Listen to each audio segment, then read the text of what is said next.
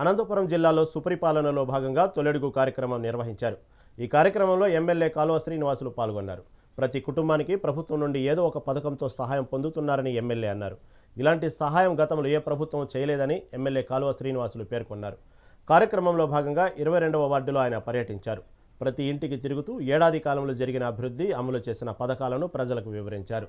తల్లికి వందనం పథకంతో ప్రతి పేద కుటుంబానికి ఆర్థిక భరోసాను కల్పించిందని ఎమ్మెల్యే అన్నారు.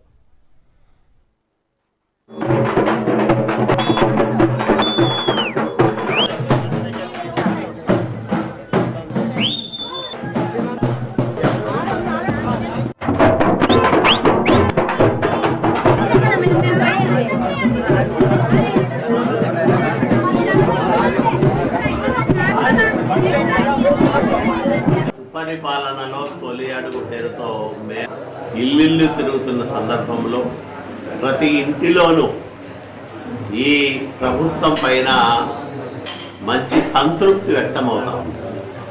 ప్రతి కుటుంబము మమ్మల్ని సాధారణంగా ఆహ్వానిస్తూ మాకు తల్లికి వందనం పేరుతో మా పిల్లలకు 2కి వచ్చాయి, 3కి వచ్చాయి, 4కి వచ్చాయి డబ్బులు. చంద్రబాబు నాయుడు గారి రుణం మేము తీర్చుకోలేదని, ఆయన ముఖ్యమంత్రి కావడం వల్లనే మాకు పెన్షన్లు పెరిగినాయి, గ్యాస్ సిలిండర్లు ఉచితంగా వస్తూ ఉన్నాయి, అట్లాగే తల్లికి వందనం పేరుతో ఇంత డబ్బులు వస్తూ ఉన్నాయని చెప్తున్నప్పుడు ముఖ్యంగా నిరుపేద కుటుంబాల్లో ఎనలేని సంతోషాన్ని చూస్తూ ఉన్నాం.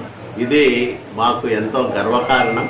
చంద్రబాబు నాయుడు గారు లాంటి ఒక సమర్థవంతమైన నాయకుడి ఆధ్వర్యంలో మేమందరం పనిచేస్తున్నందుకు మేమంతా గర్వపడతా ఉన్నాం.